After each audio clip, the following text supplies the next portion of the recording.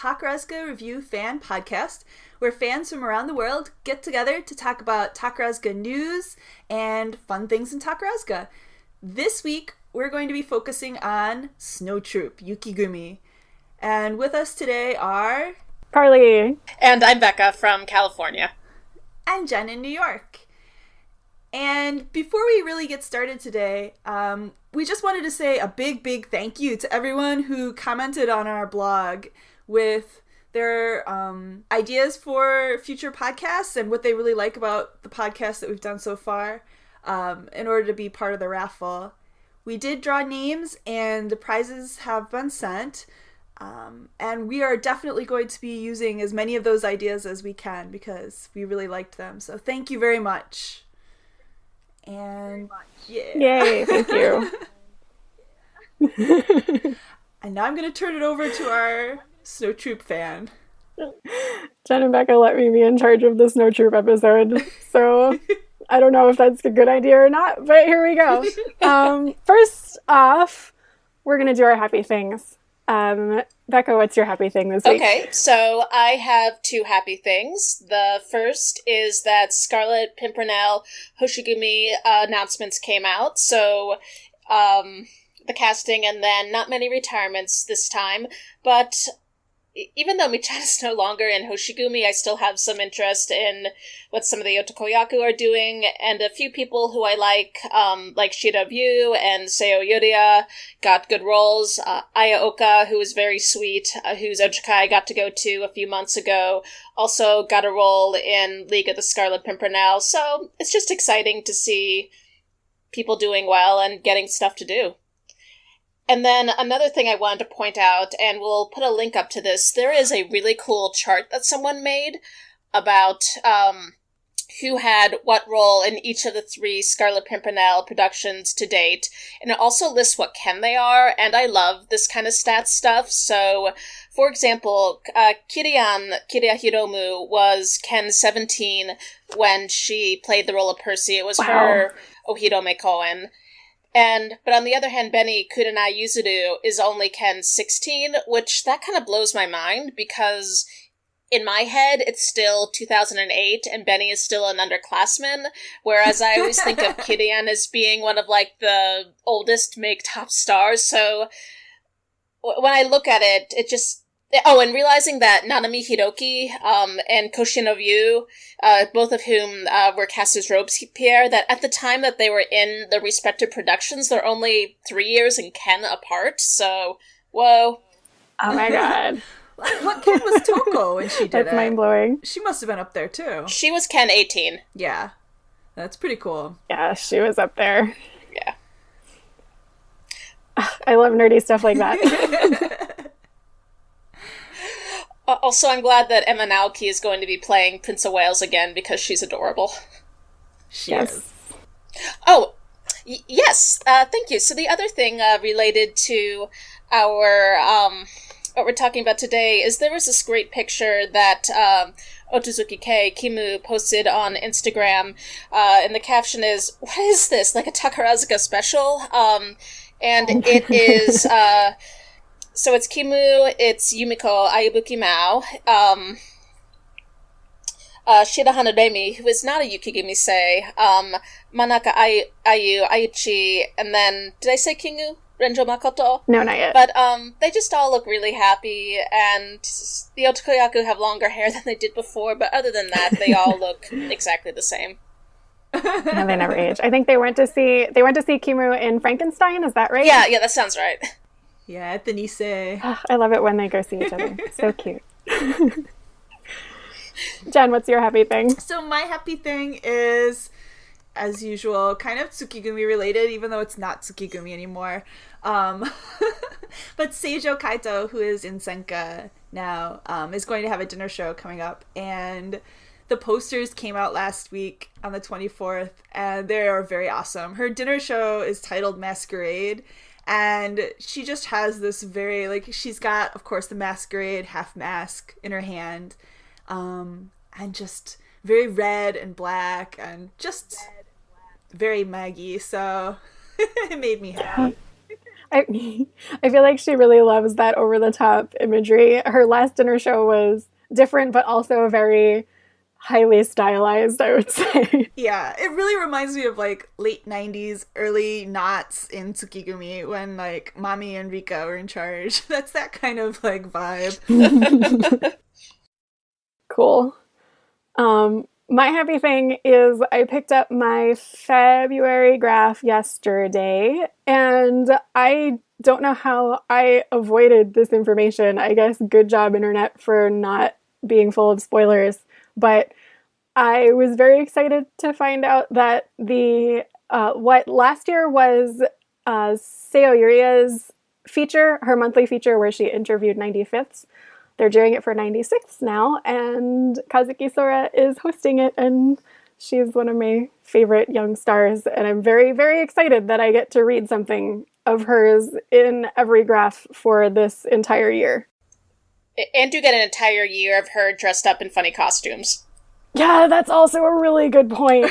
She was, well, I was going to say what she's dressed up as in this one, but I'm not going to spoil it for anybody who hasn't gotten their graph yet. But it's really silly. We'll just leave it at that. They've been doing this article for like 20 years now, haven't they? Like every year is a different class. It used to be the Ken 6, Ken 7s, and I think they skipped a year at one point, and then that meant that the class got pushed back. So it used to be kids who are still in Shinko, and now it's not anymore. I think it's upperclassmen, which is, I mean, it's kind of good, but it's kind of sad too, because a lot of the class have retired by then. So like before it used to be nice. It wasn't always the stars. Like it would be kind of lesser known actresses, and now it tends to be I don't know, kind of cool though. Yeah. It's borderline. The 96th will be in Shinko's until April for anybody who has a qualifying performance, but I don't think that's too many of them. So yeah, after that, going forward, they'll be upperclassmen, which is really weird, but that's another thing entirely. Okay, Yukigumi. Woo! Yukigumi, Snow Troupe, is officially the third troupe to come along in the history of Takarazuka. They were formed, I learned this today. For some reason in my head I thought they were formed a little bit later, but they were formed in 1924, 10 years after Takarazuka's debut performance, alongside the opening of the Takarazuka Grand Theater. And another little bit of trivia that I learned today is the name Snow Troupe was chosen because combining them with Moon Troupe and Flower Troupe, if you put the 3 kanji for snow, moon, and flower together, apparently it's a line from a very famous haiku written by an 8th century poet. And they wanted to have that set, I guess, for its cultural implications, which is cool. I feel like there used to be 3 all-female like musical groups in the Kansai area, and right now Takarazuka's still there and OSK is still here, even though it had some like, but there's a third one, like there was I want to say like Shochiku or something like that, but then there was another one that never like really became big. Like they do more like tiny, kind of like our dinner shows, like the Takarazuka dinner shows, and I feel like they do the same thing. They have like a moon, flower, and snow, and I think it's the same thing because they like those 3 kanji together. That makes sense. I didn't know that until today. I'll see if I can find the link. I used to have links to them, but yeah, well, if we find that, we'll put that on the blog. So Yukigumi's original troupe style was Nihonmono, which focused on the beauty of the movements of traditional Japanese dance. And I think, well, maybe at some point in history, all of the troupes kind of had a very purposeful style. A lot of the others didn't necessarily get rid of that completely, but it sort of evolved with the era and the top star. On the other hand, Yukigumi still does proportionally more Nihonmono on average than any other troupe. And because I'm a nerd, I just pulled some recent numbers as an example. Sagari Seina, who will be retiring in July, by the time she retires, will have done 5 separate Nihonmono performances as a top star. and her career will have been about a month shy of 3 years. I feel like that's a lot. And just to compare, Asami Ryo has done 3 so far. I'm including plays and reviews. So, and counting them as separate performances. So Asami Ryo has done 3. Tamaki Ryo hasn't really been around long enough to compare yet. So Ryu Misaki also had 3. Hokusho Kairi had 1 during her top star run, and if you want to stretch back to her lead in Jirokichi, you could say 2. And then Yuzuki Reian, who was top star for a very long time, I think it works out to more than twice the length of Sagiri Seina's run, only had 2 in that entire time, and I think both were reviews. Mm-hmm. And then Asaka Manato has a whopping 0. So Yukigumi, even though they obviously do other things as well, and still, I think, very much take on the flavor of their top star, they still are the Nihon Mono troupe. I think now she's managed to get 1 or 2 other types in, but there was a good period where the only thing that Chigi did were either Nihon Mono or anime or manga adaptations. I think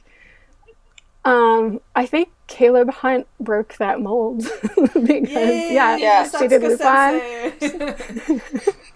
She did Lupin Sansei, and then she did Hoshiai Hitoyo, and then Rurouni Kenshin, which I'm counting as a Nihon Mono, but it's also an anime manga show, so it's both. I don't know if I would count Kenshin as a Nihon Mono. I think it counts. Okay, well, even if you don't count it, it's still 4, which is still more than all of her contemporaries. Oh, absolutely. And I think I look back to So Kazuho, and she was top star for like a year and a half and still got in 3 real solid classic Nihon Monos. So it's definitely a Snow Troupe thing. Yeah. I'm sorry, I zoned out for a minute. Did we talk about what a Nihon Mono is? A little bit. So originally, the focus of Nihon Mono in the early days was on traditional Japanese dance. And there's still an element to that now, I guess. But I think in terms of modern Takarazuka, it just refers to any Japanese story. Yeah. Is that about right? Mm-hmm. Yeah. But I feel like it's usually it's got to be set in the past. It's not going to be like modern Japan.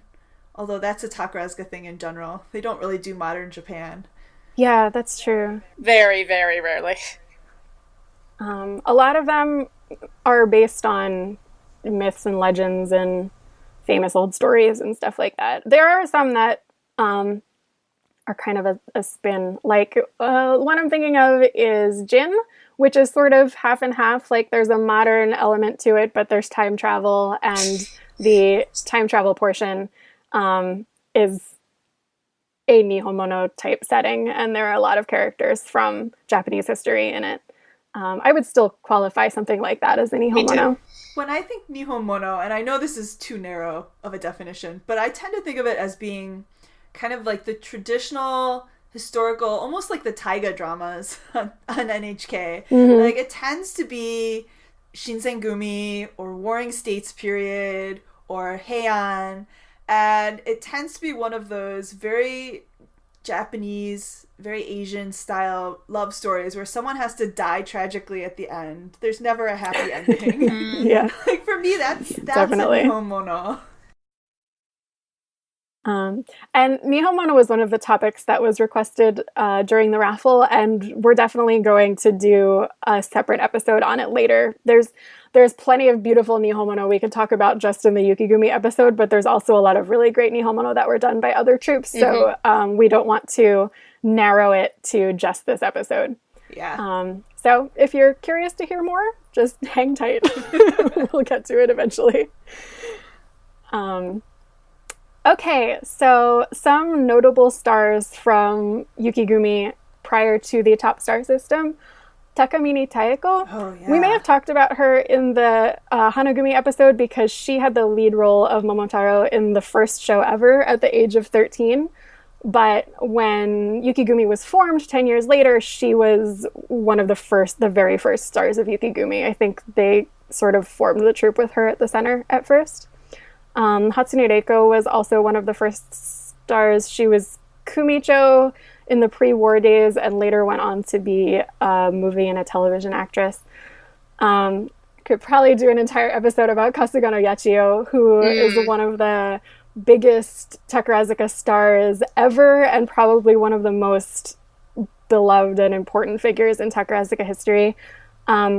She went around and performed with every troupe, but she settled in Yukigumi in the 40s, and she was Fuku Kumicho and then eventually Kumicho.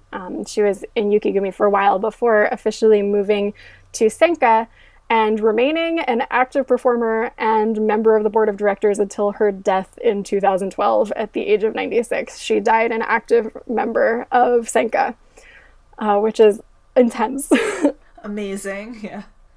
I believe up until at least, 2008-ish, she was still performing, at least in things like the Byokai, which is the once every year or two Japanese dance recital that the company puts on. Mm-hmm. Yes.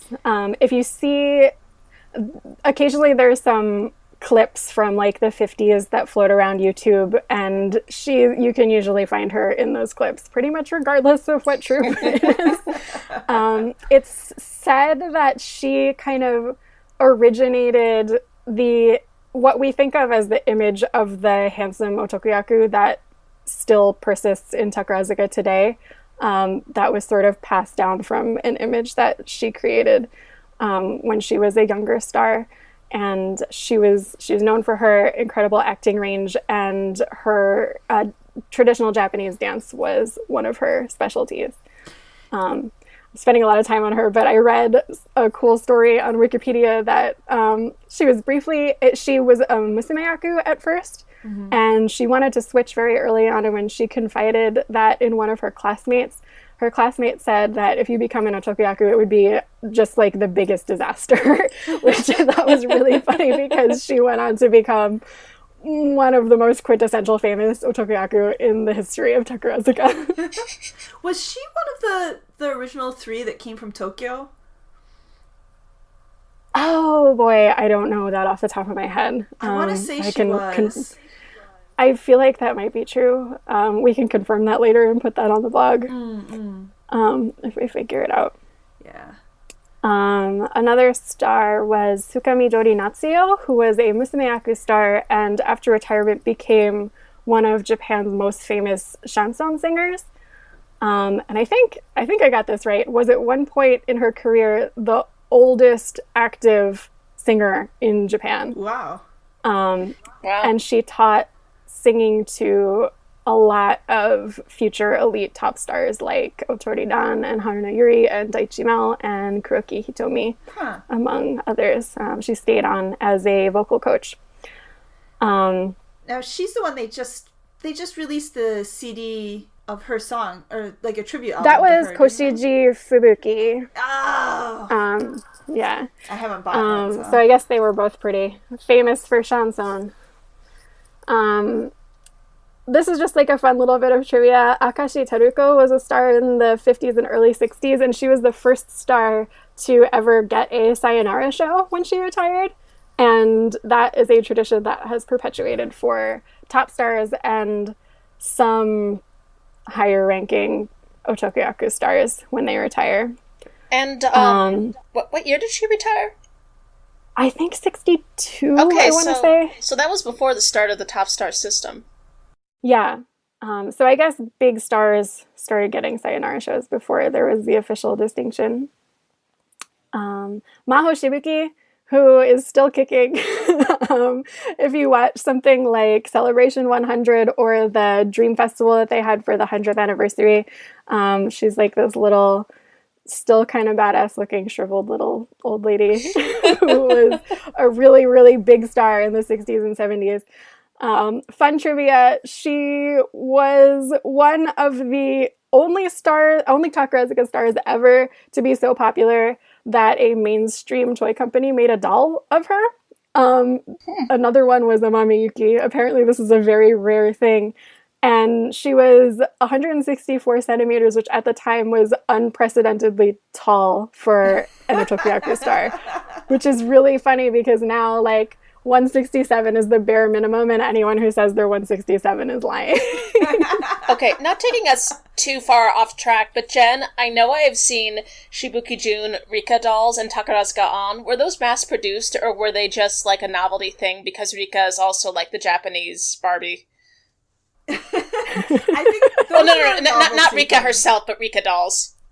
Yeah, those were a novelty thing, I think. I'm not sure exactly, but yeah, I know what you're talking about. I've seen a lot of like weird little dolls and toys modeled after top stars, but I think I think this is not counting like things that were produced within the company, right. Okay, or by fan clubs or whatever. There is an impressive list.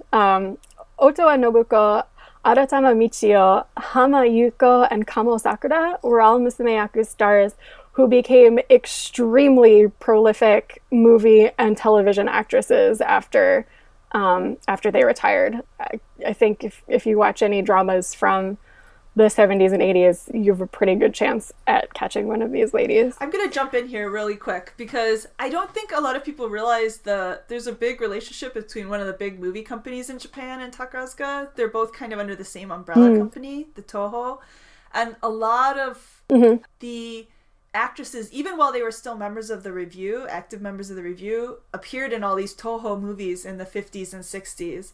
So I think a lot of them got their start there, and then they left Takarazuka, but they continued their movie careers. Yeah. If you've been to the Tokyo Theater, you can see the Toho movie theater is like right next door. And then we have Matsumoto Yuri, who is still in Senka. Actually, I believe she just appeared in Sekka Show, the Hanagumi review that everyone said was so beautiful. Mm-hmm. But she is known for her Japanese dance skills and as such originated in Yukigumi. If you watch most of I'm going to say especially the Nihomono style reviews that Takarazuka has put on in the past several years, you have a good chance of seeing her as a guest star in them. Can I interrupt for a minute here? Because please do. I have a friend who was like in love with Matsumoto sensei, and so like she wrote her all these letters, and she ran into her in Takarazuka City, and Matsumoto sensei was like such a sweetheart to my friend, and like they sat down and had tea together. Aww. And they like swapped lipstick colors and like had this big chat. Oh my god. Like, for years they kept in touch, and I don't think my friend is still in touch with her, but yeah, very, very sweet woman, and she loves to talk to fans. So if you happen to run into her in Takarazuka City, tell her how amazing she is. I'm sure she'll appreciate it. Yeah. And you can recognize her without her stage makeup, which is something that I could not do until very recently. But that's an amazing story. I love it. I love hearing that they're like super nice. It's just heartwarming. Okay, so that is a brief history of Yukigumi, and we're going to talk about some of our favorite Yukigumi top stars and non-top stars, and I'm going to throw the pressure to Jen first because she's going to talk about our next person chronologically. Ah, okay, I see. So, when Carly said she needed people for the Yukigumi episode, I was like, I'm not going to be any help at all with this episode. And then she's like, you could talk about Mikiwa Natsuko. And I was like, oh, yeah. I love Mikiwa Natsuko. So, her nickname was Junko-san, which could confuse a lot of people because we have a current Junko-san in Hoshigumi. But, yes, Mikiwa Natsuko entered the review in 1965, and she was one of the first top stars in the top star system from about 1972 to 1980. And again, the 72 is a little fuzzy, but she is just amazing. Like, she had a very distinct red color. She always dyed her hair. like an auburn. Yes, she still does. And that's the thing. She's still super does. old and her hair is still purple. But no, it's not purple. It's red. Like, she actually looked like you're right. It's more like a red. Like, to me, like, I don't know. Like, when a lot of otokoyaku dye their hair, it looks like yellow-orange, right? But hers looked more like an auburn orange, and that always really impressed me. So, but yeah, she still does dinner shows and stuff, and she still has the same spunk she did back then. I love it. But Junko, what can I say about Junko?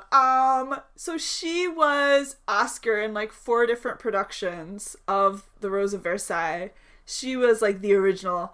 I don't think she played Oscar in the first production, but she's the one, when everybody thinks of the original Oscar, she's the one they think of. And when it came time for her to pick like her sayonara show, like her taidan, the directors like sat her down and they were like, so what would you like to do? And she was like, I'd like to do Berubara. And like, she was telling the story, and she like, the voice she put on, she's like, and they looked at me and they said, Berubara? And she was like, she's like, oh yeah, I guess I've done it too many times. So they gave her something else instead. She was really sad. She wanted to play Oscar again. But actually, I think my very favorite Takarazuka song, which probably most people haven't heard of before, is Johnny on the Hill. And it's like the theme song from a show I love she that did in song. 78. And it's like, when I was doing my thesis, like, I put that on repeat for like 8 hours, and I would write my thesis. It was just Johnny on the Hill again and again and again, because it was very soothing to me. Oh, yeah. But I love her. She's got spunk, she's got attitude, and her Kansai Ben is like hilarious. Oh my god. Every time I go to karaoke in Japan and they don't have Johnny on the Hill, I'm so upset. I haven't been able to find it there yet. And it's always like on the, like whenever there's a big anniversary and they put out a CD collection, it's always on there. So you'd think it was like one of the more famous songs, but they never have it at karaoke. Really? I always want to sing. Oh, Everyone's I always probably like, what find the it. hell are they talking about, Johnny on the Hill? I never found it. Yeah, I love it. Love it. She's got spunk coming out of her ears. Yeah, she's got such attitude. She's so awesome. And she's tiny. She's like so tiny. But I've got so much Migiwa Natsuko stuff. But let me tell you about the big regret of my life. Are you ready for this? Oh no. Yes. So I was at this ochakai. I can't even remember whose ochakai I was at. And I was sitting next to this bachan, this, little Japanese lady. And we got to chatting, and we were talking about 70 stars, and I mentioned that I love Migiwa Natsuko, and she was like, oh, I've got, like, boxes of Migiwa Natsuko stuff in my house. She's like, she gave me her email address. She's like, just let me know, and I'll send it all to you. And I never followed up on that, and... Jen. I know. Shame. This is the big regret of my life. But I do have tons of Migiwa Natsuko stuff, and... one of the things that I have is a comic book that Takarazuka put out, but it was through a different publisher. It wasn't like their normal publishers. It's written by Ueda Shinji, the guy who wrote the Berubara plays, and it's illustrated by another artist whose name I can't remember off the top of my head. And it's about the 4 first top stars, quote unquote. So Migiwa Natsuko, Anna June, Haruna Yuri, and... Haruna Yuri. Who was the other one? Oh my god, who is the first Hoshigumi? Oh, Otori-ran. Yes, Otori-ran. But these stories are hilarious, and I scanlated one of them, like, 12 years ago or whatever, and I think it's locked in my journal. I'll unlock it and put a link up on the blog, because it is really, really funny. They're like... the directors are, like, talking about, like, promoting her. They promoted her as a Ken-1 to get this big role in a show. And they're like, yes, we made the correct decision to promote her. But all you ever see of these directors are these, like, shadowy forms in the background. And I'm like, Oh my god, this sounds amazing. Hilarious. All right. Anyway, I've talked too much about Junko. Love her. That's okay. I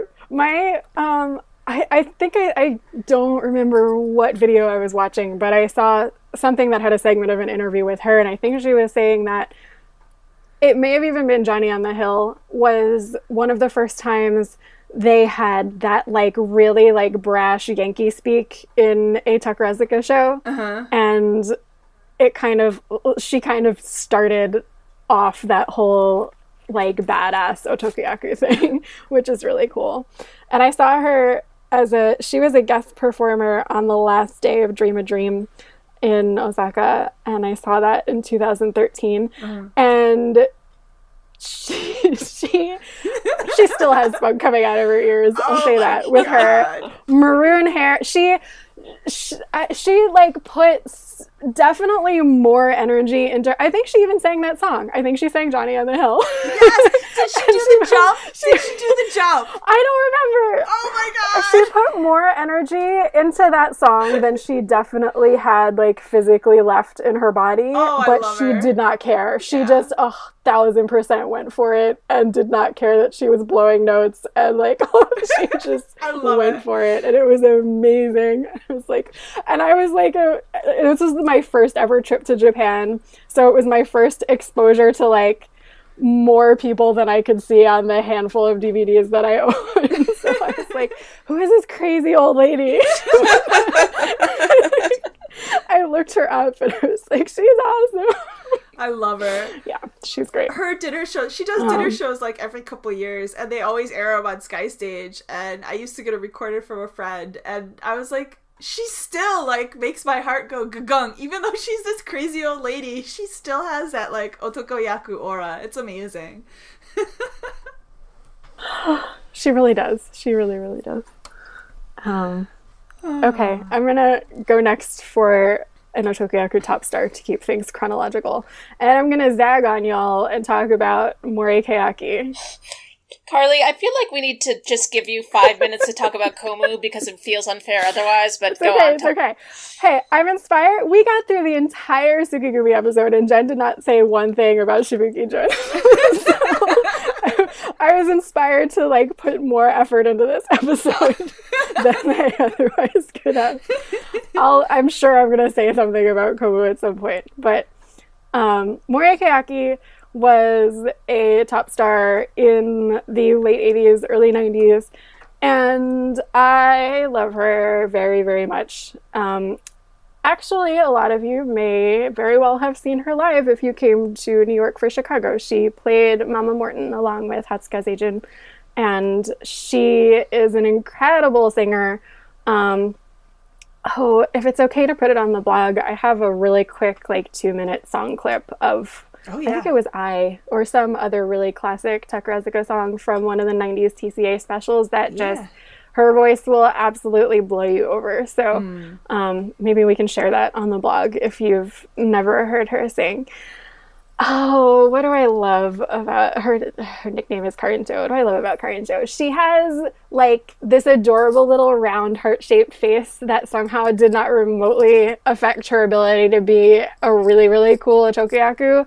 And that's some kind of like witch magic that I haven't figured out at all. Her 90s fashion was so fabulous. I don't even know where to begin. If you watch Dreamgirls, the English documentary that is available, that I believe we talked about in the documentary episode, they show a lot of footage of her. I believe they show some footage of her irimachi from her last show. Yes. And her outfit is so, like, it's just on point in the most amazing over-the-top 90s way possible. And her, I assume, fan club president has to physically restrain her fan club from rushing at her in adoration. And the flowers that she received, I'm pretty sure the reason they banned flowers from the theater because there were too many of them. There was a lot of flowers.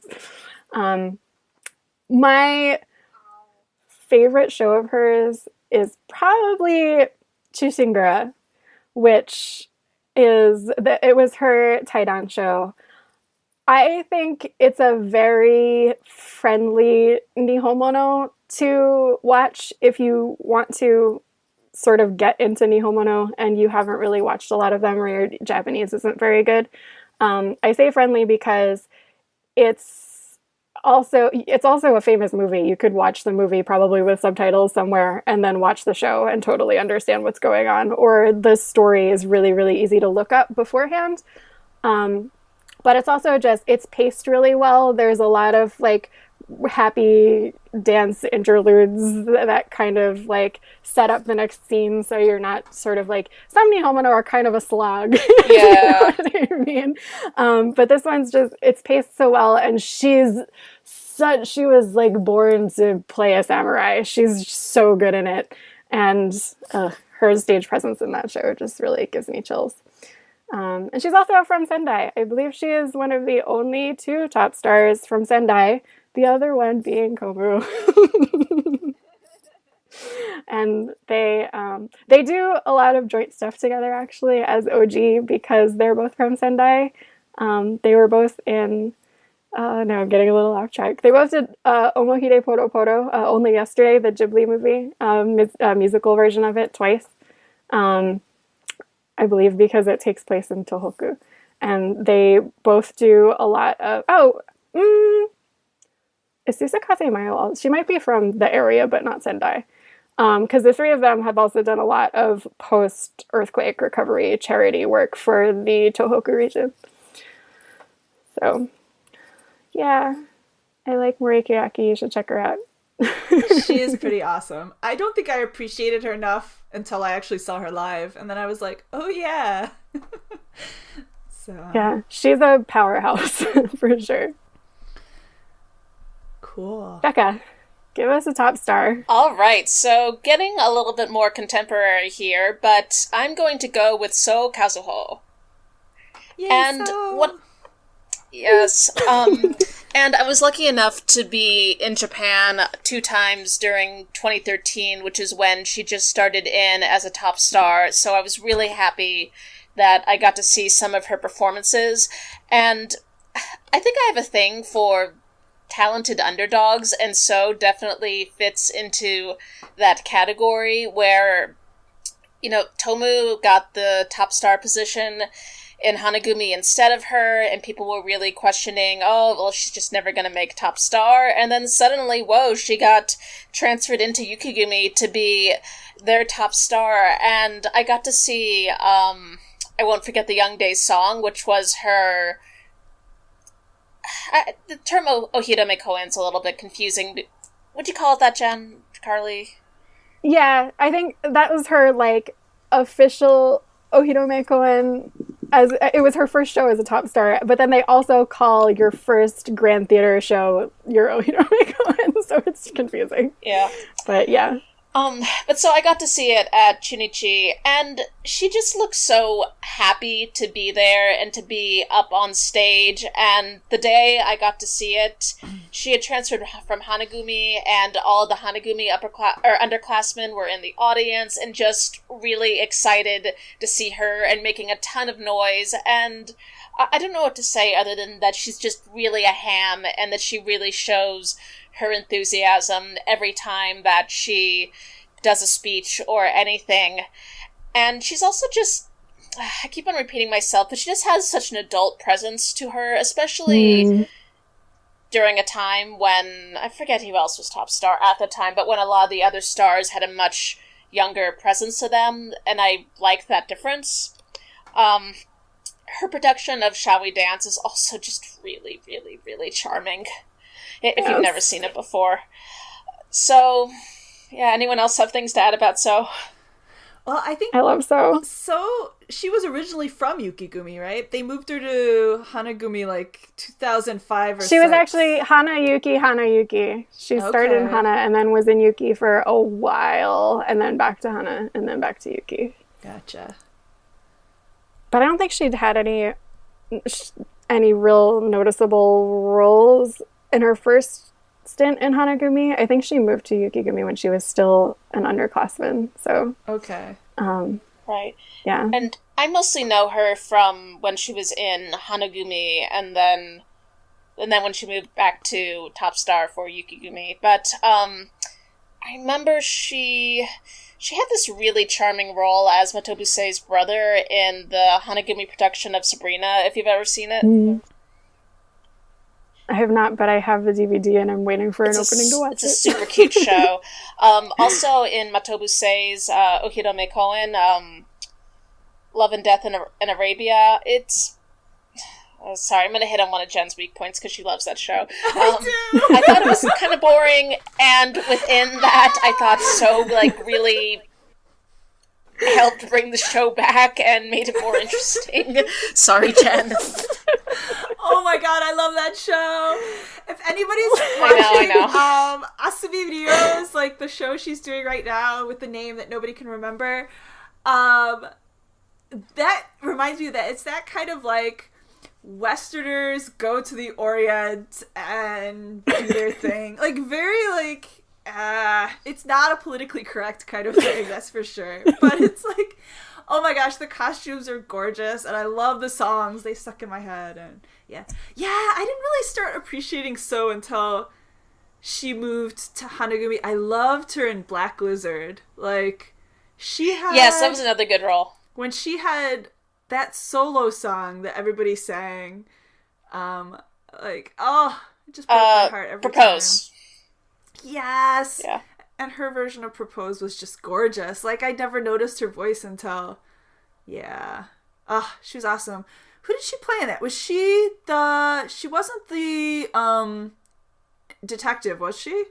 No, well, so Osa was a detective, Matobun was the convict, and I think So was, like, another detective or someone investigating. Yeah, I thought she was, like, the like police officer detective, but anyway, it was a good role for her. Yeah, she has such a distinctive voice. Like, it's very unique. I think a lot of people don't like it, but I happen to really like it. Yeah, her singing voice. But yeah, so it was like roughly a Sanbante for all of Komu's top star run. So she actually had a lot of my favorite roles of hers during that time.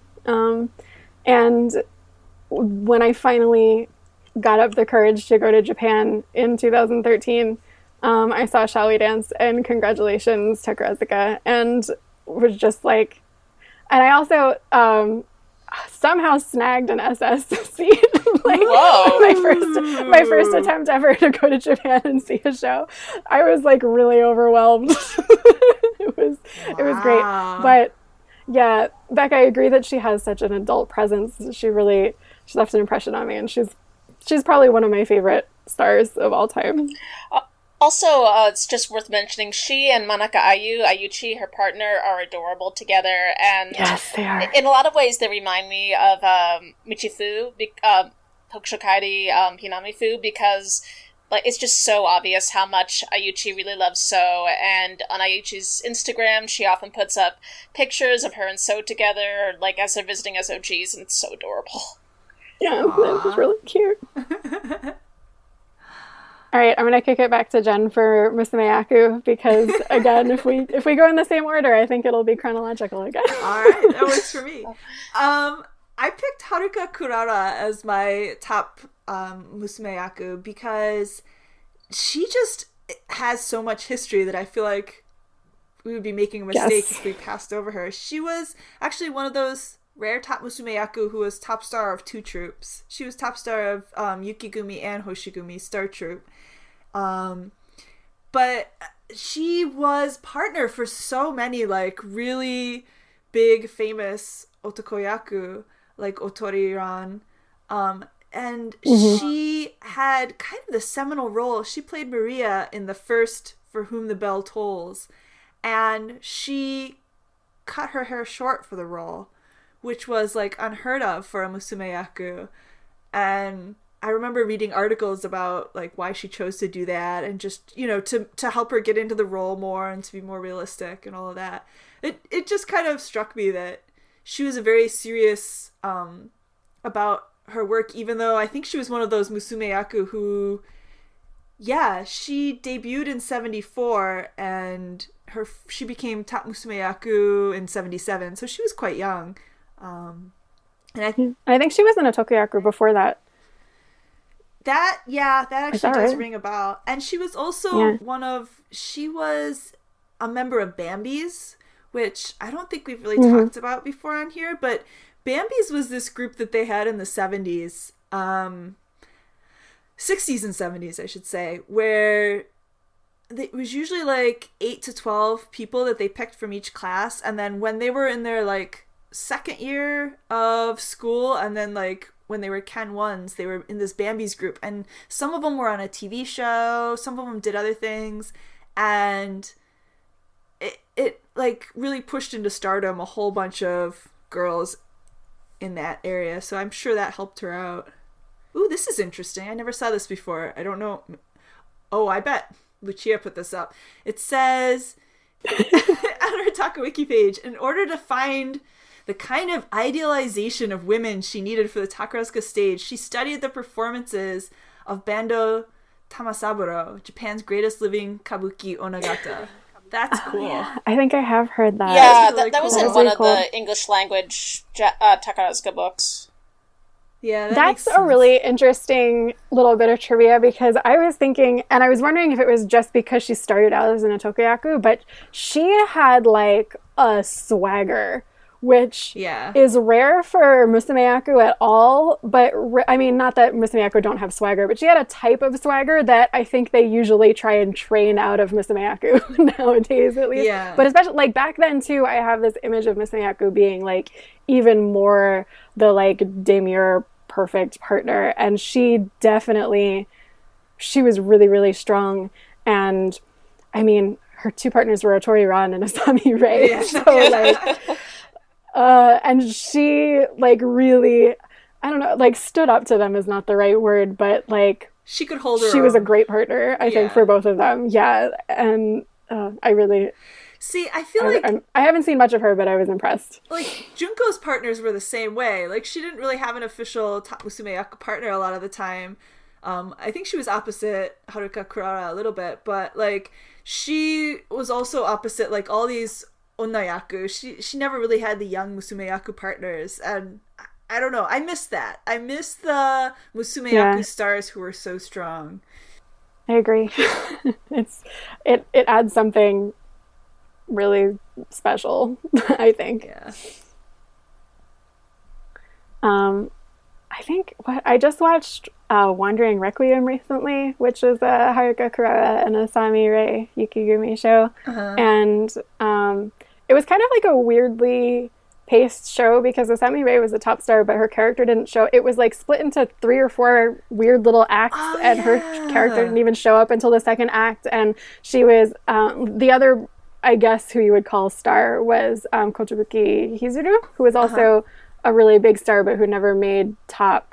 So I don't know. It was kind of, maybe it was just because it was the early days of the top star system. It was kind of like a weird pacing. But Haruka Kurara played this character who, like, she was a princess, and then she had amnesia, and then she was a prostitute, and like she did a roller coaster life.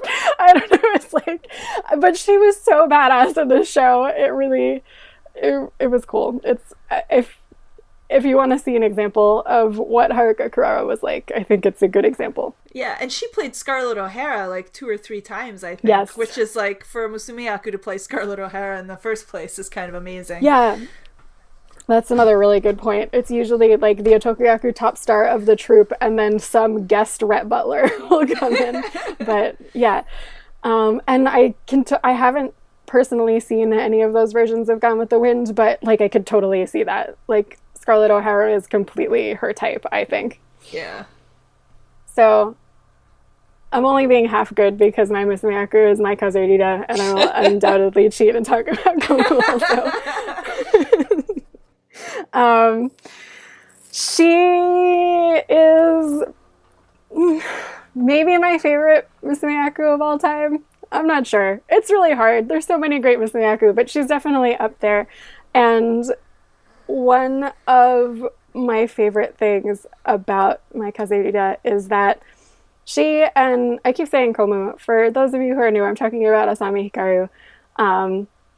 They were a top combination from 2002 to 2006.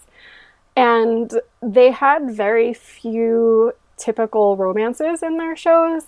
They had a lot of shows where they weren't love interests with each other. And it's not that there was another love interest. It was just like not a romantic show, and they had some sort of other, like maybe with slight romantic undertones, but just kind of a weird foil relationship with each other that I think they pulled off so well. That's one of my favorite things about their era of Yukigumi, and I think a lot of that is from Ma-chan's strength. Komu is like, I don't know, she's kind of awkward, like, especially with I mean, I love her more than anything, but she's awkward, especially with romantic scenes, and I think Ma-chan is a perfect example of the type of Musume who really, really makes her partner look 1,000 times better, without, stepping into the background and just kind of being arm candy. Like her presence, her acting is so perfect and so subtle and so different depending on the situation that, like, whatever Komu needed for support in that particular role, Ma-chan was that 1,000%. I've always really admired her. And she's also like sunshine in human form. She, I believe, teaches kindergartners ballet now, which is That's like adorable. the perfect post Takarazuka career for her. She's occasionally on stage. I follow her blog is public if you want to follow her on, I think it's an Amoeba blog. We can put it on our blog, but it looks like she does some kind of performance, like roughly stage show roughly once a year. She tends to appear in other people's dinner shows. She does her own dinner shows occasionally, but for the most part, I think she's just a dance teacher. I saw her as a special guest in Kobu had a solo live thing 2 years ago, and at the last second, she added an extra day to it and added Ma-chan as the guest. Aww. And it was one of the best things I've ever seen. The show that she was at was it was a Kashikiri show. Well, it was so that it's reserved. Like usually Kashikiri performances, like in Takarazuka, will be reserved for like a corporation or something, and then you can get in if there's extra tickets. They did a Kashikiri for Komu's fan club only. Nice. And I think Ma-chan was more excited than all of us put together. So cute. She was so cute. She was really, really, happy, and she was really smiley, and Komu said she's always been like that. she's just like one of those people who's so positive, just like watching her makes you feel better about life in general, I think. Yeah. I remember she and Komu were the top stars of Yukigumi when I first really got into fandom, and so when I was making friends with other people, I remember there were some fans who they really loved her, and I think I might be recalling this incorrectly, it's been a while, but one of the fans I think was going through a really rough patch in her life and just like depression and things like that, and like Ma-chan made all the difference to her, and just hearing her talk about it, you could tell how much it had touched her, so that always struck me. Yeah. I remember that. Yeah. I'm trying to think of what my favorite role of hers even is, and it's really hard because maybe I'm so bad at remembering these names, shame on me, but probably her role in Susanoo. Can somebody help me with that? Oh, Hime. It's one of the Himes. Inada Yes. Hime? Is it Inada Hime? Okay, yeah, got it. Yeah, she's beautiful in Susanoo. Yeah. Susanoo is another really great introduction to Nihonmono. If you're God, into that, It almost feels like a cheater introduction. it is a cheater. It's like definitely a Nihonmono, but it's a very stylized Nihonmono, and it's super cool. You have the whole Hatsubutai class of 2004 playing taiko in the background the whole time. Yes. And it's just like the style is so cool. It's again a story, it's mythology, so it's a story that's really easy to look up, and it's just so visually beautiful and easy to follow just by watching. It's a really good show to check out if you want to get into Nihonmono, I think. And it's a tip fan sub too, so if you want it in English. Also, yeah, it's subtitled. Oh man, I edited it and I still forgot. It's great. It's one of my favorite shows. I highly recommend it. Yeah, ditto. So I was just thinking about how interesting it is that Jen, you picked Haruka Kurara, who was top star of Hoshigumi and Yukigumi, with two very high-profile partners, because Becca wants to talk about somebody else who's like that. Oh yeah, that's true. So I'm going to talk about Shirahana Yuri, who I really, really, really like. And I haven't been able to follow her as much recently, but when I first got into fandom, she was probably in my top 4 or such. So I was writing down in my notes things that I would use to describe Tonami, and I have down simultaneously elegant, fairy-like, spunky, joyful, and also a really, really amazing actress. I was lucky enough to be able to see her live in Elizabeth in 2008, and she just brought so much presence and strength, but also vulnerability to the role that I was very, very quickly smitten. But I also, what I like about Tonami is that she just has this joy to her. There was something special on Sky's stage way, way, way back when about her visiting her hometown. Where's she from? It was one of the areas of... She's from Fukushima. Thank you. I was about to say, it was one of the areas affected by the earthquake. Yeah, so she went back to Fukushima, and she was meeting with these students who were in, like, their high school Takarazuka club, and they were all going around saying, who their favorite actresses were, and one was like, oh, my favorite actress is Musa Natsuki, and she's like, oh, well, I'm gonna do my best then, and just so... Oh. It's just so genki and charming. Plays a lot of really spunky characters, like, I forget the name of the character, but her role in Karamazov no Kyodai, she also plays a really fun circus performer in Kimi o Aishiteru, who gets to hit Mizu over the head with a pan. Both good shows. I loved her in Mariposa. Oh, I actually haven't seen that. Okay. Oh my gosh. Yeah. Oh, sorry, Jen. I guess that was blasphemy. Also, getting to play Lady Zoro, which was her last show. That was a lot of fun. Mm-hmm. She is, like, about halfway through the show, she decides that Mizu doesn't get to have all the fun, so she also comes in and gets dressed up as Zoro, and it's beautiful. But so kind of I'm talking about a lot of spunky, zany things, but within that, Tonami just has so much elegance to her, and which, without demeaning everything else, Musume do, that's so important, I think, to really carrying the top Musume role, and also to lifting up your partner. Yeah. I got to see Tonami as a OG in Umbrella of Cherbourg back in 2009, and I think I talked about this on the OG episode, but I almost had the sense that she was being held back from Takarazuka because she gave this just nuanced, really devastating performance. I know that recently she's been in a lot of dramas and movies, so it seems like while she's not a household name, she's done pretty well in going beyond just stage productions. Mm-hmm. Yeah. Yeah. Deservedly so. I think I first saw her the first time I saw a live Takarazuka show in 2005, and she was the Musume Yaku Nibante, I think, in Nagasaki Shigura Zaka. I'm not sure what ken she was. When did she debut? She was 1998. She and Michan were classmates. That's right. So she would have been Ken 7. But I remember being really impressed, and back then I didn't know anybody.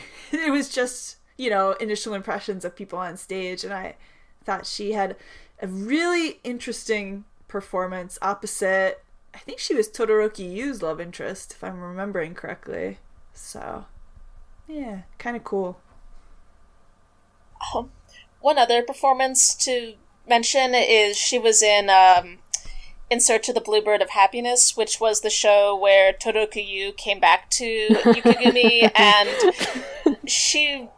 there's this wonderful scene where she is drunk and wearing a face mask and really sad because I forget if it was Tom or Komu who was supposed to be her love interest and was running off with someone else, but I'm guessing it would be Komu because if Tom was in it, she would have stolen matcha. Yeah, that's true.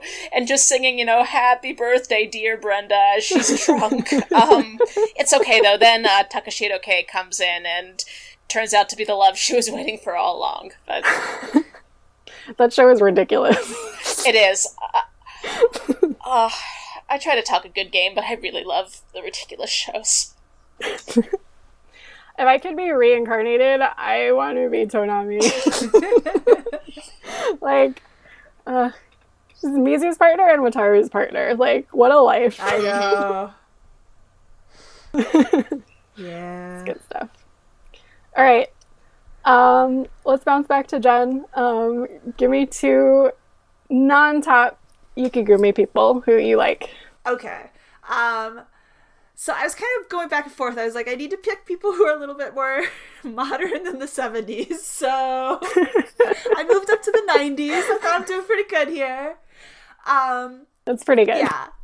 So I picked Meteor Yuki as one of my 2 stars. Meteor Yuki debuted in 93. She was in Snow Troupe for her entire career until she retired in 2010. And I think I first saw her actually when she had the lead role in the Shinjin Kon of The Man Called Bacchus. She played Julian, and her voice was just gorgeous. I was like, who is this actress? And I think just about anybody will agree that singing is definitely her strong point. But she was also a very strong actress, and I think she worked on that throughout her entire career. And as she progressed in seniority up the troupe, she tended to get more of the older villain kind of roles, which I think must have been fun for her too. But I remember she was getting less and less singing roles too as it went on, and I'm wondering if that might be one of the reasons she chose to retire. She got to play Sophie and Elizabeth, I remember. That was a really good turn. Yeah, I think we just posted the episode about the 2007 Elizabeth, and Caroline and Jeanette talk about her Sophie a lot there. So I'm not going to talk about it too much here. You can definitely check it out there. Yeah, she's just amazing. She really is. She was one of the ones that I was kind of sad that she got married, right? And had kids? Yeah, pretty quickly. She definitely has at least 1 kid now, maybe 2. Yeah. And I understand wanting to have a life and a family, but I was kind of like, oh, she's one of the ones whose voice is definitely going to be missed on stage. Her voice was like the backbone of Yukigumi for the entire time she was there. And Yukigumi had a handful of really good singers throughout the 90s and 2000s, but you can always, she's such a part of their sound. You can always kind of hear her voice even in a group. Yes. And it's beautiful. The fact that they had her and Miho Keiko just in the troupe is so unfair. Yeah. Oh, you know what? I take it back. She has continued her acting career. Why did I say she'd stopped? I forgot she started again. I don't know if I think she took a break. Is she taking a break right now? No, I think she took a break. But she's been, she was in a Toho Elizabeth recently also. Yeah, she was Madame Wolf. I'm just looking at her wiki page because I'll admit I haven't been following her career. But she was also in Titanic in 2015. She was in... Oh, wow. She was in something in 2014. She played Nurse in Romeo and Juliet in 2013 and 2011. So she's been pretty active. I take it all back. It's just me who's slacking. Who's your other person? Oh, sorry. I'm zoning out. So my other one is a Musume Yaku, but also one who started out as an Osako Yaku, Amase Izuru. She debuted in 1997 and retired in 2009. And she's one of those ones that whenever I went to see a show, she's one of those actresses that I would try to pick out whenever she was on stage. She just had a kooky, quirky kind of presence. I don't know. She was just, I must say, like, I just had a lot of fun seeing her on stage, and she didn't have a lot of big roles. I think she had one, like, Bao Hall or Drama City lead Musume role in Daytime Hustler, but other than that, she's just one of those solid actresses who stayed and was a character actress that you needed to keep things going. She played Windish in Elizabeth, which I remember being impressed by her Windish. And what was it? I think it was in Mariposa. She had a really kind of quirky role in Mariposa too that struck me. I don't know. I just really like her. But I remember she just got thinner and thinner and thinner, and we were all just kind of like, oh my god. I think we were all kind of relieved when she retired, actually. I don't think she was taking care of herself for some reason or another. She was pretty promoted as a otakoyaku before she made the switch. Like, I remember she got profiled in one of the Young Otakoyaku Star Guides or something like that. So, you know, she certainly, some of the people like Manaki Reika, they switch so early that you don't even notice their otakoyaku career. But did she have a Shinjin Koen lead? No, she never did. She might have gotten up to, like, Sanbante roles, but I don't think. Well, I'm going to go current. We're just talking about current Yukigami a little bit. Okay.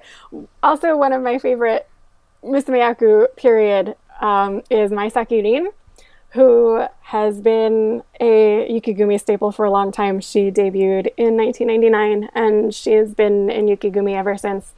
I am nostalgically attached to her because you can find her in the background of all of Komu's shows. But now she's kind of the, like, pretty prominent supporting upperclassman type person. And she is sassy as hell. And I wish they would give her more roles that allowed her to showcase how sassy she is. If you would like to see how sassy she is, I would recommend watching The Count's Daughter, which was Sagiri Seina's, like, pre-Ohiro Meiko and her first small theater show as top star before her proper debut. Yeah, she's great. She's a great singer. She's a good dancer, and I want, like, every time there's a Yukigumi show, I'm like, is this going to be a good role for Hime? And sometimes, well, usually it's not, and then I get sad. But she's also, her role in Lupin is really good too. It's not that big, but she plays this, like, street performer who is, like, making negative political statements against Marie Antoinette, and she's really, really good in that too. So I would say that and Count's Daughter for best recent Maisaki Rin performances, and I highly recommend liking her. I guess she's great. And I'm also going to say Ayanagi Sho, who I actively disliked for a really long time, and then last year she completely turned me around, so I'm gonna praise her to make up for my unfortunate years of not liking her. What turned me around was her performance of Kanryu in Kenshin. It was really good. I'm sure most of you have seen Kenshin by now, but actually when I got to Japan, she missed a week towards the beginning because there was a horrible flu going around Yukigumi, and I think something like a dozen people or more were out at some point. Oh, yeah. But Sho got it pretty bad, and she was out for a solid week, and Mana Haruto played Kanryu in her place, and I was really hoping that I'd get to see Mana Haru play Kanryu. And then the day that I had my first ticket was Sho's first day back, and I was, like, a little disappointed. And then she blew me away. She blew me away so much. The next time I went to see Kenshin, I found her staff and I asked for an ochakai for her. And she's also, like, really, really nice and really laid back and really funny, and unexpectedly talks in very heavy Kansai Den, which I think is adorable. Like, looking at her, she just has this, like, flawless, like, perfect, quiet image, but she's not like that at all, and I love that. I thought it was great. I had a friend who's not a Zuka fan, but a really big Rurouni Kenshin fan, went to Japan to see it, and I remember that she came back raving about show. Yeah, she was so good. I was so excited for the Gatling gun song every day. I started, like, when the curtain opened on the Gatling gun and it wasn't even time for the song yet, I had to stifle the urge to applaud just the appearance of the Gatling gun. She was really good. If you haven't seen Kenshin yet, do it. It's really good. I'm sorry I never liked you before, show. Sometimes it just takes the right role. Yeah. Definitely. I'm embarrassed to say this, but I always get Sho and Ayakaze Sakina mixed up because they're both kind of in the same position and only a few years apart in Ken. Yeah, I think they're 1 year apart and they were battling for Sanbante for a really long time. And I think they seem to have decisively chosen Sakina recently. And actually now, like, Tawaki Seiya is getting really heavily promoted and they're moving Asami Jun into Yukigumi in May.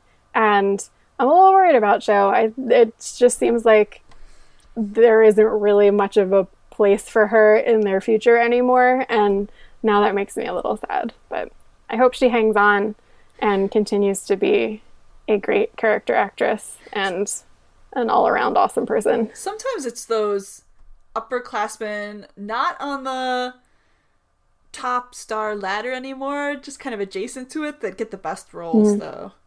I'm thinking of, like... Yeah, I hope so. Tatsukiyo. Like, she was... Yes. Oh, yeah. All right, Becca, who you got for us? Okay, and I'm also going to switch it up slightly from what we discussed beforehand.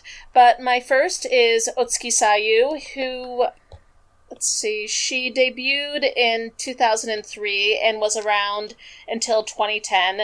And if you haven't noticed my pattern yet, I really like Musumiyaku, who are a little bit spunky and play these really strong female character roles.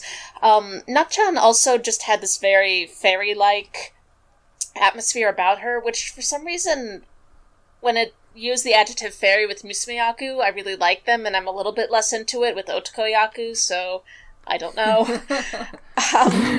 But let's see, Natchan had the lead role in Silver Rose Chronicle, which was Aibuki Mao's lead in the late 2000s, which I know is a fan favorite, and it was a fun role in that, it was her character, not Yumiko, who was the vampire, and so she got to be both this kind of innocent Musumeyaku, but also she was this centuries-old vampire who was the senior in the relationship between those two characters. She also has a really, really fun role in Kimi o Aishiteru, where she and Kaname's character are... No, they're not in love, but they both really, really like each other. But Kaname just can't man up and say it, and so instead, Natchan very loudly declares, "Well, Mizu, I'm gonna marry you instead," while at the same time making this side-eye at Kaname, and it's adorable, and I liked it a lot. And she retired in 2010, and even though Yumiko was never a top star, it was almost like Natchan was her unofficial partner, and I know that they did some appearances together afterwards, too. I think that's one of the regrets of a lot of fans who wanted Ayubuki Mao and Otsuki Sayu to be there. Yeah. I was just going to say quickly, for anyone who came in from Sailor Moon fandom, she just played Queen Nehelenia in the most recent musical. So you might know her from that. Well, that's cool. I didn't know that at all. Mm-hmm.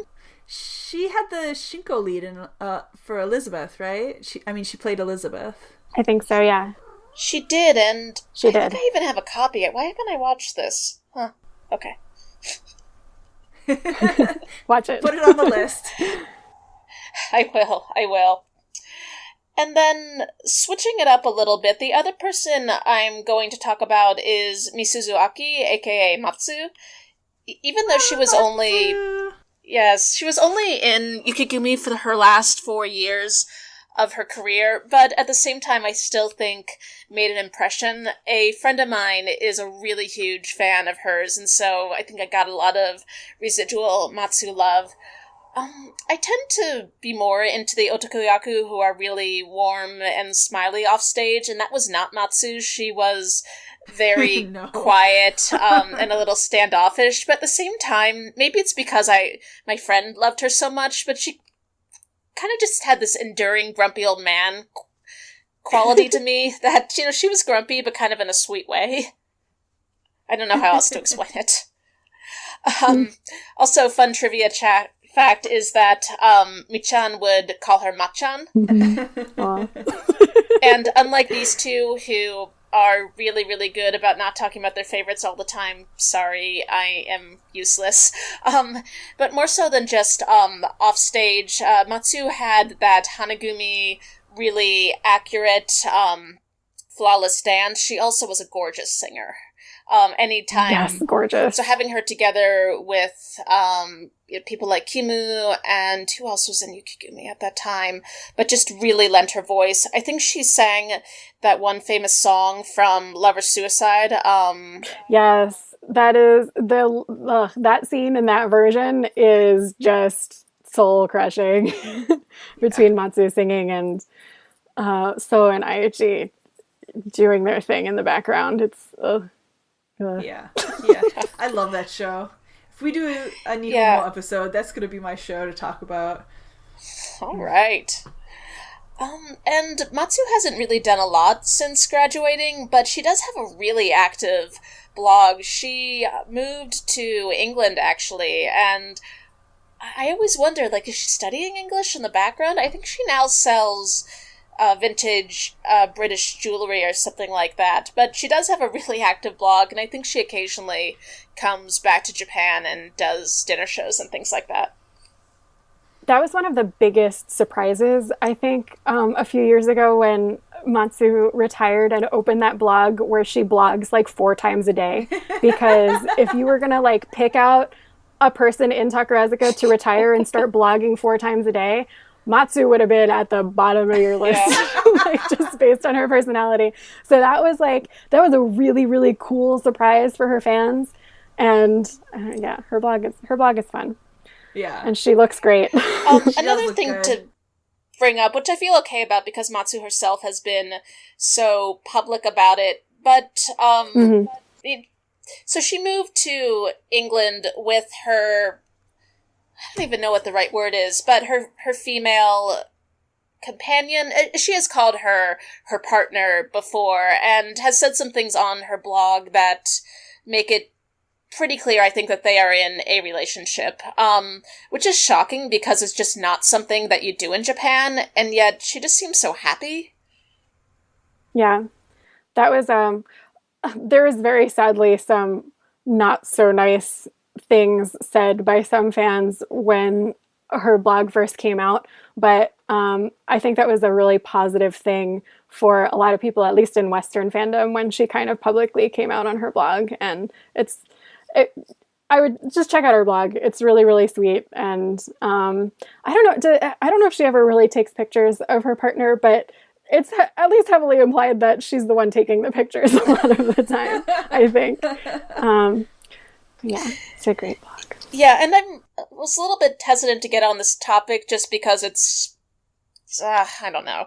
But I think Matsu has been pretty public about it and also just seems so incredibly happy. She'll talk on her blog about how her partner, really encouraged her to, be warmer to her fans even. And she talks about how, I think the dinner shows she does now are for some kind of humanitarian cause that her partner works with. I hope I'm not misquoting it, but it's so nice to see Matsu bloom.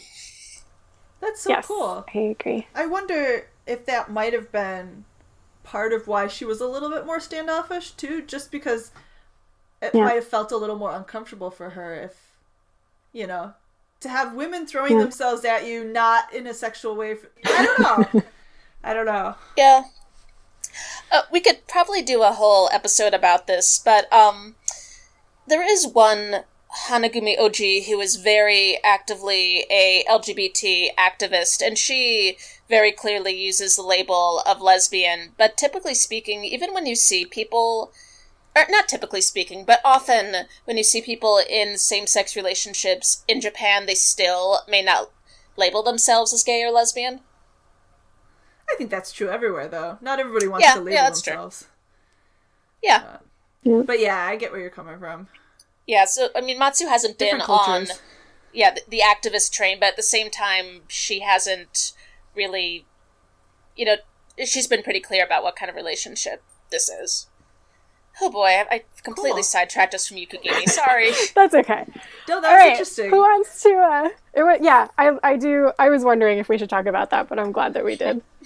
Who wants to run silly, quick Yukigami trivia? Ooh, I like running trivia. But hold on, I have to pull up the top star chart first. Uh-oh. I'm excited. Hold on, I have to see where we left off and who we didn't talk about.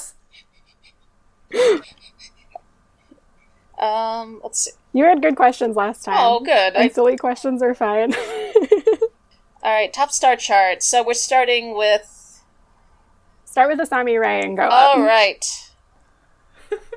You're going to make Becca make questions? You're so mean. I didn't prepare the trivia. Okay, it's all right. I'll just do this off the top of my head, and I'm so sorry in advance. Okay, so okay. I figured it would be unfair if I was quizzing you two about Yuki. I'm just going to say, I'm going to be like my students and be like, IDK, IDK, IDK. That's all right. Okay, so should this be real trivia or just random made-up stuff? Mix of both. Okay. All right. So, what year did Asami Ray debut? Oh, crap. In the 60s? Can I cheat? 64? I'm actually, now that I asked that, I'm not sure because It's 1970. Well, that's what it shows on It's 1970. That's what it shows on the Takawiki, but it doesn't actually say for the years, so tisk editors. Oh, yeah. Alright, I'm not even doing very well with the, It's fine. I feel like we're letting Kitty-chan down. She's like... she should be on this episode talking about Asami Ray specifically. She's finally got her computer fixed, so... Yay! Alright. Kitty, come on later and do an Asami Ray episode or something. Okay. So, Jen and Carly, how many months was Tairamichi top star for? I'm literally looking at the chart. Oh, guys, I'm not looking, and I'm gonna say 42. Oh my god, you're so close! Yeah, it was 43. That's 43, that's really good. Tairamichi is the only Oshokayaku top star in Yukigumi that I don't know anything about. I've never seen one of her shows at all. I'm sorry, Tairamichi. That dark Latin look to her. Yeah. She's always I kind know of what she looks scared like. me. That's about it. Yeah. I always think, because I don't know anything about her, I always think she was one of those really short run tops, but she super wasn't. She was top for a good, 3.5 years. Okay. All right, so Ichido Maki. So she has played both Dertod and Elizabeth in productions of Elizabeth, but not accounting for age, if you could cast her in any other role in Elizabeth, what would it be? Oh, that's a good one. I would give her Elizabeth because hasn't she had 3 lead Musume Yaku roles in different musicals opposite top stars? She also has, yes. That's true. I think she was she was Asami Ray's fill-in partner after Haruka Kurara retired a little bit ahead. Yeah. And she played Scarlett O'Hara. There's got to be another one. Ichan was one of those flawlessly switchable otakuyaku. Yeah. Oh, what else would I cast her in Elizabeth? I mean, I guess Sophie is an obvious. If they in a future Toho production that actually happened, I could totally see her playing Sophie. I could see it too. It would be really cool. Okay, so both Takane Fubuki and Ema Yu they both are on either side of Tom, and neither one of them had really long careers, but who had the longer career? Fubuki. Yes, by a hair. Yep. I mean, it's 5 months. Mao Yu, this is like or was it around the same time as New Senka? She swapped with... Who did she swap with? She swapped with somebody, and like they became top stars of the complete opposite troops that people expected them to be, and everybody was super pissed. Yeah, that was like a really weird thing that happened. Yeah, Koji Tatsuki was like always in Yukigumi, and MLU was always in Hoshigumi, and then they both went to New Senka, and then MLU had like a one-show run as top star of Yukigumi, which made no sense. And then she was amazing. I loved her. Yeah. And then Koji Tatsuki at least had like a solid 2-year run as top star of Hoshigumi. But yeah, it was super weird that happened. And like, I don't know, the time, like at the, Komu came after her, but like Komu hadn't even been Nibante before that. Like the whole thing seemed so like rushed and random and like decided at the last minute. Yeah. It was, I don't know, it was weird. Fans were not happy. Bad. You can't not think of her as Hoshigumi, even though she was technically top star of Yukigumi. Oh, poor Bunchan. Yeah. Carly, tell me, talk about one thing that Komu cannot do. Cannot do? She cannot throw things to save her life. She's really bad at throwing. Does this come up a lot? Yeah, I mean, more than you'd think. She's for like a really beautiful dancer, she's not very like sporty athletic in general. Like, she looks really dumb running in the 1994 sports festival and stuff like that. But like throwing specifically, and I don't know, maybe I'm biased because I played softball and then I also taught softball for a really long time, but her throwing mechanics are awful. She had half of her roses during Chicago landed on the stage. And there's like another scene in her live show 2 years ago where she threw a flower and it was just bad. She's terrible at throwing. Flowers are hard though. You know, they've got some wind drag going on there. That's a fair point. Okay, so next up is Musa Natsuki. Jen, can you name in order the troops that Musa was in? Ooh. Tsukigumi, Hanagumi, Tsukihana, Soragumi, Yukigumi. Yay, you got them all! Yeah! And, well, she was like one of my faves when I first got into Takarazuka, so... Didn't she also perform with Hoshigumi once or twice, though? Like, I thought she was one of the few people who performed with every troupe. She did one of those that was the special Oscar performances. when they were doing... Yeah. And in 2004, didn't she do some of the switched... Like, when they had a couple switched roles for the 90th anniversaries? I think she did. Yeah, she had a couple shows with Yukigumi before she was actually in Yukigumi. Yeah. Again, Susanoo, excellent for Mizu also.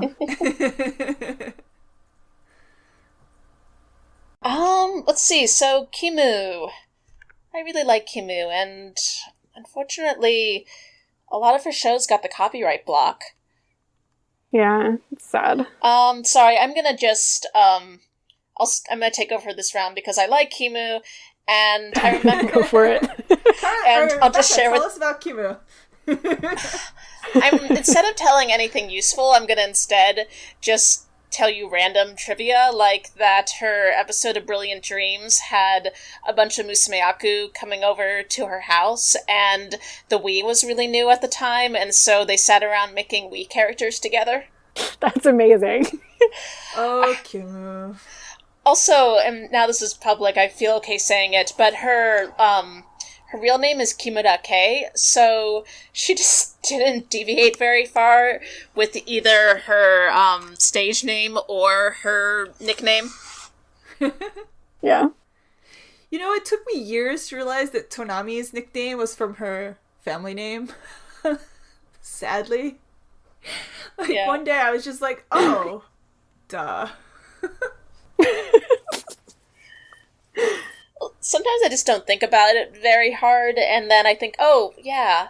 But some of them are weird, like, Kaname's real name is Rika, I think. But her nickname is Teru because of, I don't even remember why, but it's one of those ones you would not put together. Like a Teru Teru I think like her real last name is like part of it. Yeah, I think so. Oh, I don't know about that. Huh. The ones that are like random parts of their names smushed together always throw me off. And then there are the really weird ones that just have no rhyme or reason to them, like Charlie. Or not that there's no rhyme or reason. Charlie is a good story behind it. No, okay, that is a good story. Not based on name. Yeah. Right. Which we'll tell everybody about when we get to our Hoshigumi episode. Oh, we told everybody in Hoshigumi. Oh, that's right. Why am I saying Hoshigumi? I think. I don't know. Yeah. It's past 8:30. I told you I would be done at 8:30. All right. Well, you're good, Jen. We're almost done. Because we already covered Kazuho. So just come up with a couple of things about Sagiri Sena. So she has, I believe, sold out all of her Grand Theater shows as a top star. And she has thus far, and if she sells out her Taidon show, which I think it's pretty safe to assume she will, that is some kind of record, which I think is great. She's Masaki's classmate. That's my That fact. is true. I love it. Chigi was she was not like on my radar really until it was clear that she was going to become top of Snow Troupe. But I have to say that even though I didn't really follow her until recently, I absolutely love what she's done with the troupe. They have such an amazing, like, supportive family vibe, and I really, really respect her for that. I find I often give Chigi an unnecessarily hard time, and I think it's because the time I know her best was actually when she was a underclassman in Soragumi and didn't really have her stuff together yet. When I actually see her in recent performances, I usually go, okay, yes, she's gotten much better, but I think I just have this image of her as this growing underclassman, and I can't quite wipe that from my mind. Can we talk about how she lost like 30 pounds overnight? Yeah. I remember when she got her first... She's hitting the top star diet hard. No, even before that, like when she became like Sanbante and she got like her first like big spreads in graph, I was like, who is this? Like, I still can't recognize her half the time when I see her. She's just gotten so thin compared to what she was as an underclassman. It's crazy. Yeah, she had that little round face when she was younger. And then suddenly she got cheekbones. All chiseled. Do we have time for a quick Musumeyaku run through? Oh. There's a lot of them that I don't really know much about. I can just throw out some trivia. Okay. Hanafusa started as top star of Yukigumi, actually. She, by the end, had a total of 5 partners, which is unprecedented for a Musumeyaku star. And I think probably most people know her for being WoW's partner in Soragumi, and probably also Junko's partner, but she was first Ichan's partner. She was the very first Elizabeth in the very first production of Elizabeth. And she also went through Takane Fubuki and a very brief stint with Tom before they shipped her off to create Soragumi and gave Tom Tsukikage Hitomi, who actually is also one of my favorite Musumeyaku. She's also, even though she was top of Yukigumi for a really long time, hard not to think of as Hoshigumi for me because she was such a staple Musumeyaku in 90s Hoshigumi. But Tom is certainly a special. Oh, I'm so sorry. We skipped Tom. That's okay. I mean, it's not like I didn't read it like it's okay. But yeah, Tom is like on the Katsugaru Yachio path. But yeah, once upon a time, she was a real, actual top star of Yukigumi. And I actually really like her era of Yukigumi very much. And Tsukikage Hitomi was a very strong partner for her. And I don't think it was necessarily that she's just one of those like iconic top stars who I don't think it's really that easy for just anybody to be her partner. And I thought they were a good pair. We'll just have to have a Tom episode. That's all. Yeah. I mean, she's certainly done enough work for it. Yeah, I don't have a ton of trivia for everybody else. We kind of talked about Aichi when we talked about So. Everyone's pretty up on Miyu because she's still going. Oh, Ayuchi is Nene's sister. Does everyone know that? Oh yeah, that's good trivia. They did on their Instagram a couple months ago. They did like a Snapchat face switch, and it like really freaked me out. It took me a minute to figure out what was wrong with the picture because they don't like really look alike, but when they face switched, it still really threw me off. Yeah, but they're really cute. I think they like live together now, and they have matching dogs. And they hang out all the time. It's really cute. Oh man. Yeah. Does anybody else have any good Musume trivia? Let's see. Ayahara Mika is the daughter of a famous writer. I believe the guy who wrote Ginchan no Koi. Someone back me up here. Oh, I'm not sure if that's right, but that's cool. I forget. All right, let's find this out later. But yeah, her father is famous too. I remember, and unfortunately, he passed away. I think right around the time she was retiring. Oh, I feel like wasn't it Shirahana Yuri and Tono Asuka were like two of the latest, or not latest, but like oldest Musumeyaku to ever become top stars? That was They were both like Ken 8 or Ken 9 when they became top stars. Mm-hmm. So if they weren't the oldest, they were some of the oldest. I had just entered fandom at the time, and because they were both top stars at the same time, I didn't even think it was unusual. Yeah, it's one of those things that like you take for granted because it's just they're both iconic top stars. But yeah, I think if you look back, at least in recent times, they were definitely older than most of their contemporaries. Yeah, we talked about My Hane Mimi a little bit last episode, I think, when we were talking about the vacant Musumeyaku spots, because she had that switch role for Romeo and Juliet, and then eventually became Kimu's official partner. So that's a little bit of a strange beginning of top stardom, but then she ended up sticking it out. I thought they were a really cute couple. I agree. They're just both like really cute. Ooh, actually, we didn't talk about Kono Mahiro at all, did we? No, we didn't. She was Emaoyu's partner, and she retired with her, so she was only top Musumeyaku for 8 months. But she had 7 lead Musumeyaku roles when she was in Shinjin Koen. Like, I think just about every single Shinjin Koen she was in, she had a lead role. She was amazing. I think a lot of people were surprised that she didn't become Komu's partner. Yeah, it was, I think a lot of people were surprised she retired so early, but maybe she felt like she had done enough, you know? Yeah. I don't know. Well, she does a lot of dramas now, so maybe she just made the decision that she wanted to go on to a TV movie career. Ooh, and she was a member of TAP. I forgot about that. The Takarazuka Angel Project. That was kind of like Mizu's group. It was a special singing group from the members of the 82nd class. They got together and they put out a bunch of CDs. I think they released like 4 CDs. Who else was in it? It was Hayami Yuriki, Tsukifune Sarara, Hanamiya Airi, Tsukioka Nanao, Sawaki Kurumi, Saijo Mie, Kono Mahiro, Hiraka Kira. Yeah. Pretty cool stuff. What year was Kono Mahiro? She was in 82nd. Okay. I'm pretty sure. Yeah, she was in 82nd.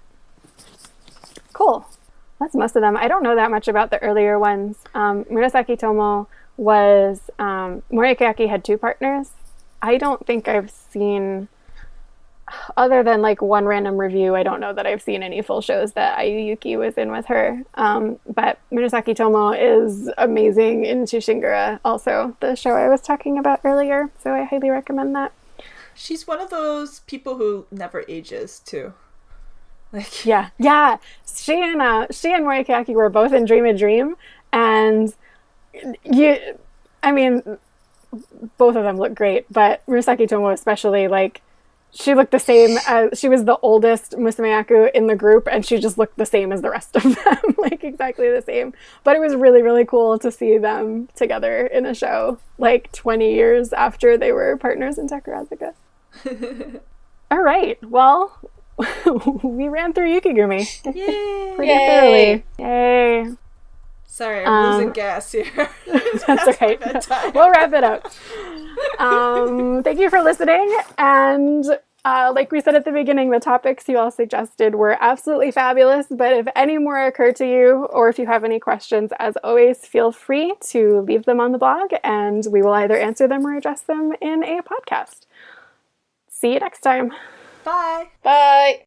Many thanks to Michael B.